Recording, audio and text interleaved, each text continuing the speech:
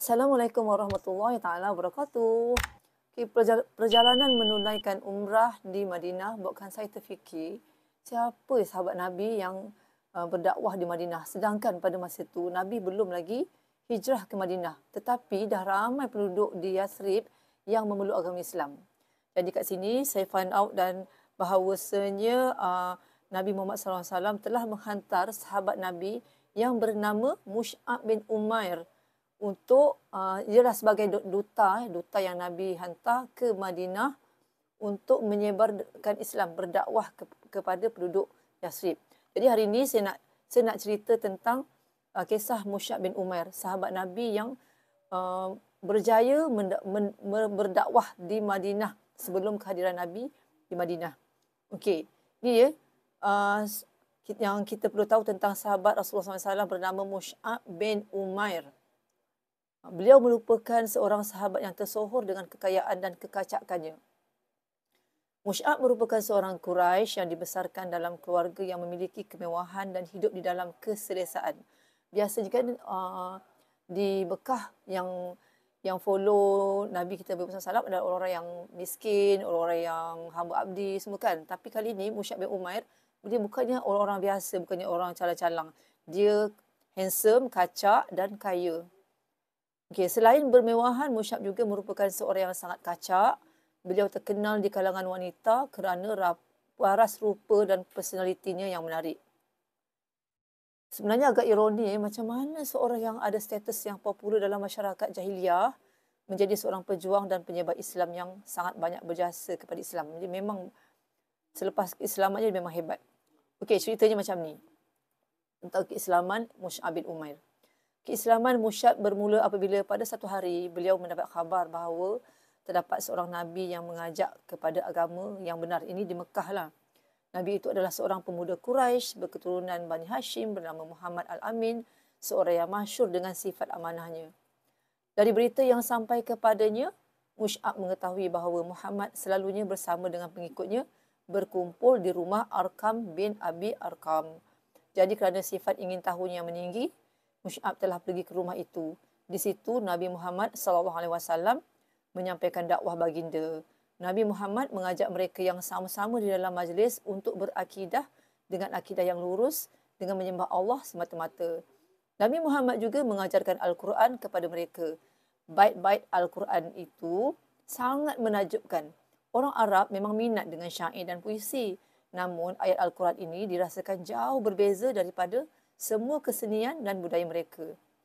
Al-Quran menggetarkan hati mereka dan menjadikan mereka khusyuk. Mereka jadi ingin mengikuti apa yang terkandung di dalamnya. Mus'ab juga demikian. Dia merasakan ayat-ayat yang dibacakan Nabi itu sangat indah dan dia terkesima dengannya. Jadi Mus'ab pun memeluk agama Islam.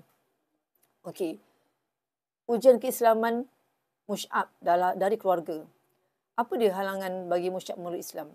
Sepatutnya tak ada siapalah yang menghalangnya sebab Mus'ab ni merupakan seorang yang berstatus tinggi, bukan seperti orang Islam yang lain yang kebanyakannya adalah dari golongan miskin dan hamba. Mus'ab tak ada majikan atau tuan yang perlu dijawab sekiranya tersilap langkah. Namun begitu Mus'ab mempunyai seorang ibu yang berwatakkan tegas. Ibunya yang bernama Khunas binti Malik merupakan seorang yang kuat pengaruhnya dalam kehidupan Mus'ab. Ini menjadikan Mus'ab risau akan pandangan ibunya setelah keislamannya. Kerisauan ini menyebabkan Mus'ab menyembunyikan hakikat keislaman dirinya. Namun, setelah berlalu beberapa ketika, ibunya akhirnya mengetahui juga. Bagaimana ibunya mengetahuinya? Seorang yang bernama Uthman bin Talhah terlihat kelibat Mus'ab memasuki rumah Arkam bin Abi Arkam. Dan pada waktu yang lain pula, Uthman terserempak pula dengan keadaan Mus'ab seperti melakukan solat seperti lagak pengikut Nabi Muhammad SAW. Uthman tak membuang masa. Segera dia menceritakan perkara itu kepada ibu Mus'ab. Setelah mengetahui hal keislaman Mus'ab, maka ibunya menanti Mus'ab di rumah. Khunas kemudian mempersoal Mus'ab mengenai perihalnya yang menjadi pengikut Nabi Muhammad. Bersama ibunya itu juga terdapat beberapa pembesar Mekah. Mus'ab spontan membacakan ayat-ayat yang dipelajarinya daripada Al-Quran dengan tujuan menarik minat mereka kepada Islam. Namun ibunya tak tertarik pada Islam. Malahan dia menjadi marah dan kecewa yang amat sangat kepada Mus'ab. Dia ingin menampar Mus'ab namun menahan dirinya dari berbuat demikian. Walaupun marah, Mus'ab tetap merupakan putera yang sangat dikasihinya. Khunas kemudian membawa anaknya Mus'ab ke sudut yang tersembunyi di rumahnya. Lalu dikuncinyalah Mus'ab dan tak dibenarkan dia keluar daripada rumah. Berlamalah Mus'ab di dalam rumahnya tanpa ke mana-mana. Sehinggalah pada satu hari dia mendapat khabar bahawa orang muslimin berhijrah ke Habsyah.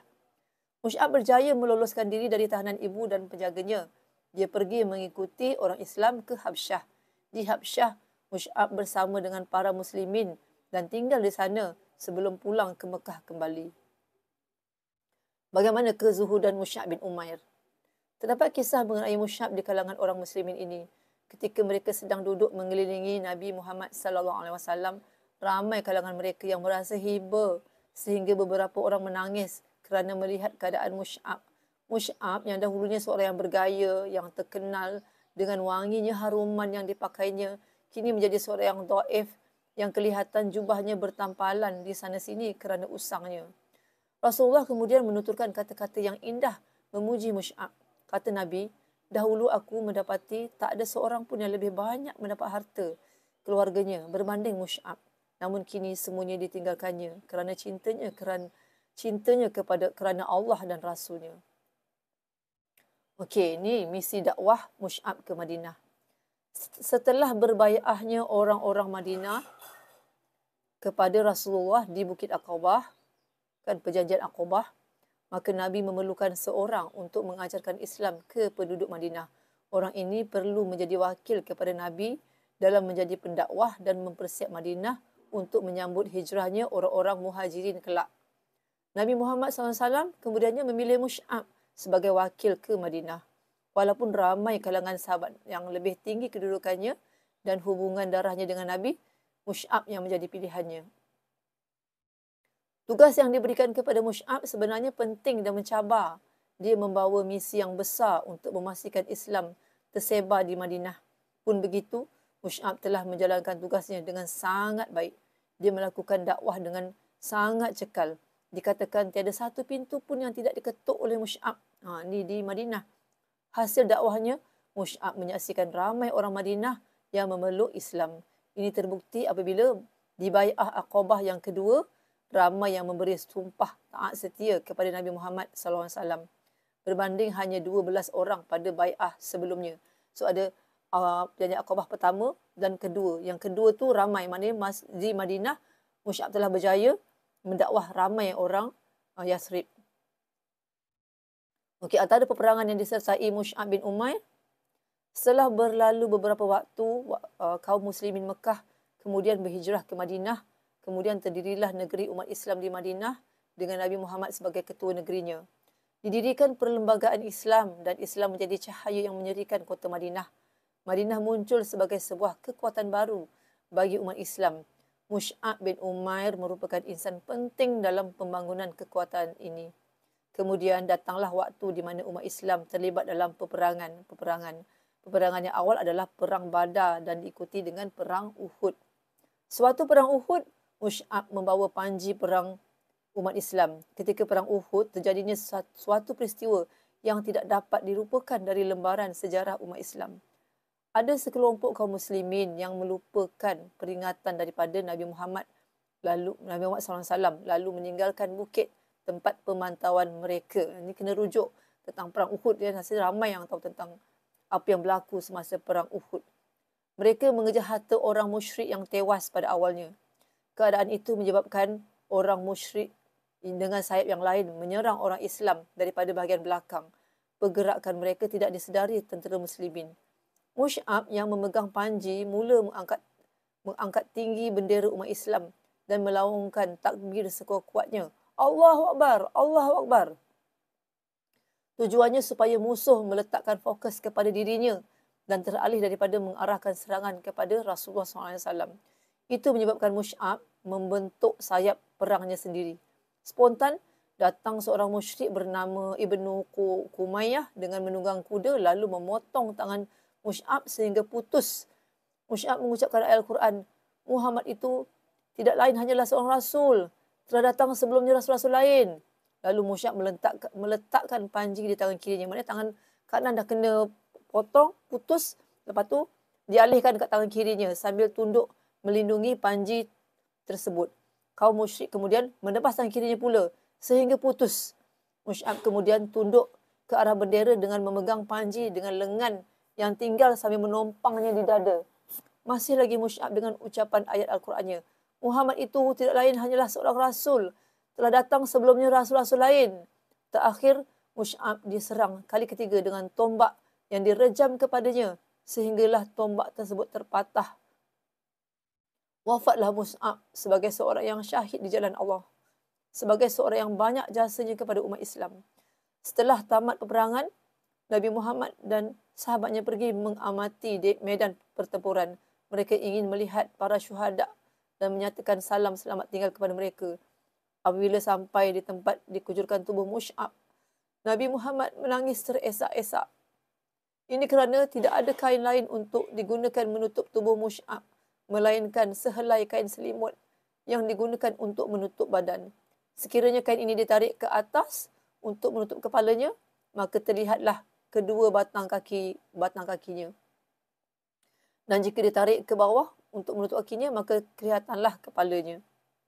Lalu Nabi mengatakan supaya ditutup kepada kepala Mus'ab dan kaki Mus'ab, diletakkan rumput untuk menutupnya. Kemudian ketika memandang jasad Mus'ab, Nabi bersabda, sewaktu di Mekah tidak ada seorang manusia pun yang lebih elok pakaiannya dan tersisir rambutnya daripadanya. Namun sekarang ini rambutnya tidak kemas dan hanya ditutupi sehelai kain burdah.